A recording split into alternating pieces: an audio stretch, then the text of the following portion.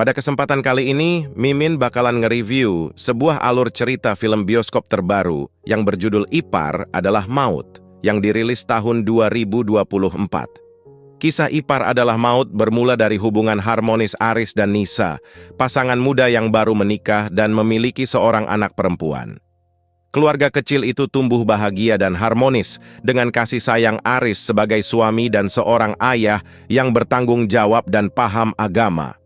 Namun, kebahagiaan keluarga kecil itu perlahan sirna ketika Rani, adik Nisa, diminta sang ibu untuk tinggal bersama Nisa dan keluarga kecilnya.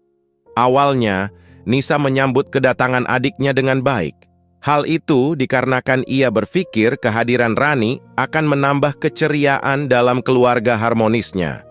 Tak lama setelah tinggal di kediaman sang kakak dan ipar, Rani kerap berinteraksi dengan Aris.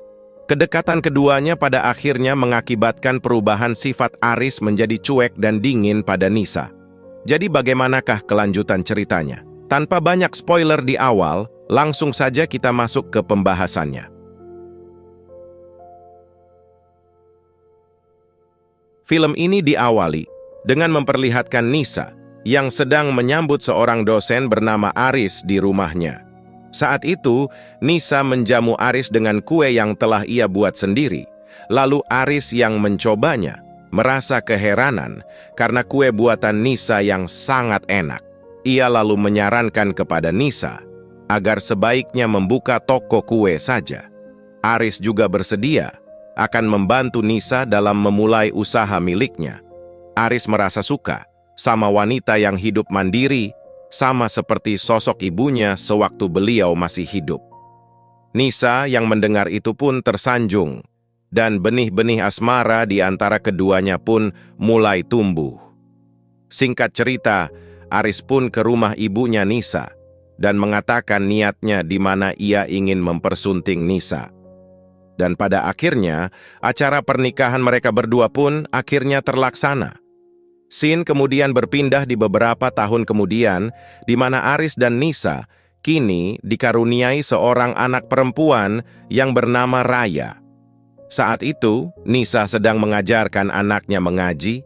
Tidak berselang lama, ibunya yang di kampung menelepon. Ibunya mengatakan, kalau merasa khawatir dengan adiknya Nisa yang bernama Rani, yang ngekos di Semarang, untuk sekedar menempuh pendidikan kuliah. Ia menyarankan kepada Nisa agar sebaiknya memperbolehkan Rani untuk tinggal di rumah.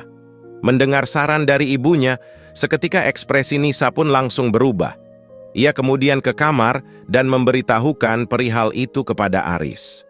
Di sini Aris mengatakan bahwa apapun keputusan dari Nisa, ia akan selalu mendukungnya. Asalkan hal itu tidak merepotkan dan membebani pikiran dari Nisa sendiri. Dan pada akhirnya, keputusan mereka berdua pun bulat untuk membawa Rani masuk ke dalam rumah itu. Pada keesokan harinya, Nisa dan Aris menjemput Rani di rumah ibunya. Ibu mereka berpesan agar Rani dijaga dan juga berpesan kepada Rani agar selalu mendengarkan perkataan kakaknya. Di tengah perjalanan ke rumah keluarga Aris dan Nisa, Nisa menasehati adiknya bahwasanya orang-orang yang ada di kota dan di desa memiliki karakter yang berbeda. Untuk itu, ia senantiasa harus bisa waspada dan menjaga diri. Lalu di malam hari, Rani dan Aris tidak sengaja berpapasan, di mana Rani dalam keadaan tidak memakai jilbab. Karena panik, ia pun seketika berlari masuk ke dalam kamarnya. Aris pun memberitahukan hal itu kepada Nisa, dan ia sendiri merasa kaget waktu pertama kali Rani melepas jilbabnya. Nisa yang mendengar itu berjanji ke Aris akan menasehati Rani. Oleh karena itu, pada keesokan harinya, Nisa pun menceritakan kejadian kecil itu kepada Rani. Rani yang merasa tidak enak meminta maaf kepada sang kakak. Namun sebagai kakak yang baik, tentu Nisa memaafkan kesalahan adiknya itu. Di malam harinya, mereka sekeluarga termasuk Rani menyempatkan waktu untuk makan bersama di pinggir jalan. Di sini, Aris mengatakan kepada Rani bahwa apapun yang ia inginkan, jangan sungkan-sungkan untuk bilang kepadanya. Rani yang mendengar itu pun merasa baper karena Aris yang selalu memperlakukannya dengan baik. Nisa juga mengatakan kepada Rani, kalau ia ingin mencari cowok, carilah cowok atau pria seperti Aris. Lalu kemudian diperlihatkan Rani yang sedang mandi di kamarnya. Akan tetapi, sialnya keran yang ada di kamar mandinya itu tiba-tiba saja mati. Karena matanya kelilipan, ia pun berinisiatif mencari kamar mandi yang lain dan kamar yang ia tuju adalah kamar dari Raya. Namun tidak disangka, tidak berselang lama Aris telah pulang menjemput Raya dari sekolah. Aris pun mengantar Raya ke kamarnya karena posisi Raya yang sedang ketiduran. Tidak lama kemudian, Rani keluar dari kamar mandi Raya dengan hanya menggunakan handuk sebagai penutup tubuhnya. Pada keesokan harinya, Rani di kampus dipermainkan oleh seniornya. Ia disuruh ke perpustakaan karena katanya ada dosen yang memanggilnya di sana.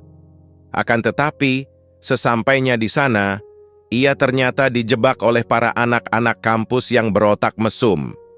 Di sini Rani akan segera diperkaos oleh mereka. Untungnya, Aris mendengar jeritan Rani itu dari ruangan perpustakaan. Ia pun dengan sigap memukul anak-anak bandel itu sebelum rudal mereka mendarat di lubang black hole milik Rani. Rani pun merasa trauma dan berlari keluar dari kampus itu. Aris yang berhasil mengejarnya, kemudian menenangkan Rani. Ia lalu mengajak Rani ke dalam mobilnya dan akan segera mengantarkannya pulang. Karena Rani yang merasa syok dan ketakutan, Aris pun merangkul Rani agar bisa lebih tenang.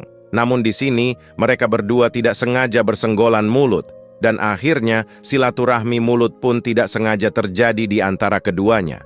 Baik Aris maupun Rani, mereka sama-sama tidak enak sesaat mereka tidak sengaja melakukan hal itu. Aris pun menceritakan hal itu kepada Nisa, bahwasanya Rani yang hampir diperkaos di kampusnya, namun untungnya ia dapat menolongnya dengan cepat. Nisa yang mendengar itu pun terharu, karena Aris tidak hanya sebagai suami yang baik, namun sebagai kakak ipar yang baik untuk Rani juga. Di keesokan harinya, Aris yang berniat memperbaiki keran air Rani malah memperparah keadaannya. Keran air itu pun muncrat dan membuat pakaian mereka menjadi basah. Rani yang hendak berjalan tiba-tiba terpleset dan Aris dengan sigap langsung menangkapnya.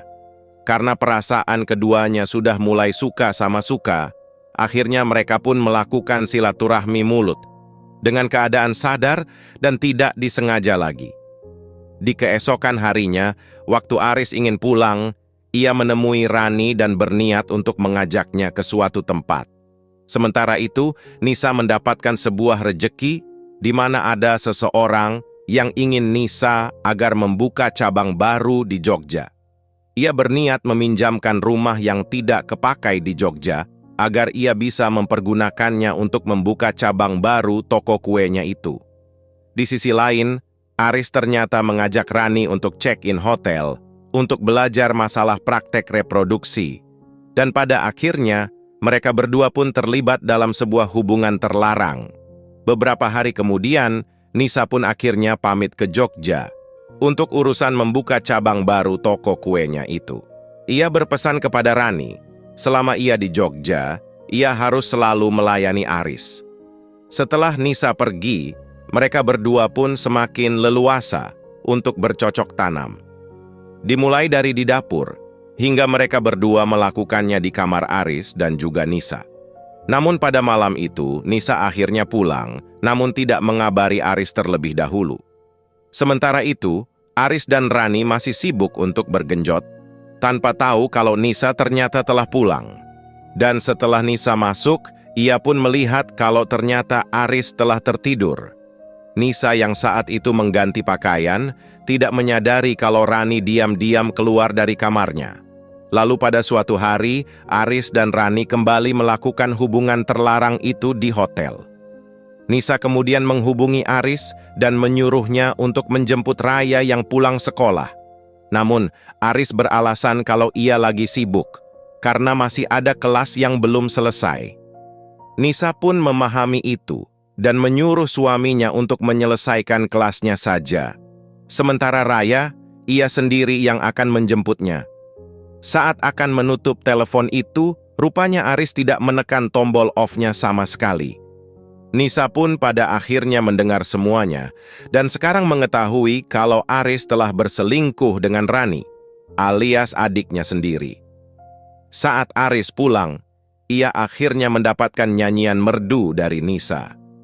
Nisa merasa tidak habis thinking, kenapa Aris harus berselingkuh dan kenapa wanita itu harus adiknya sendiri.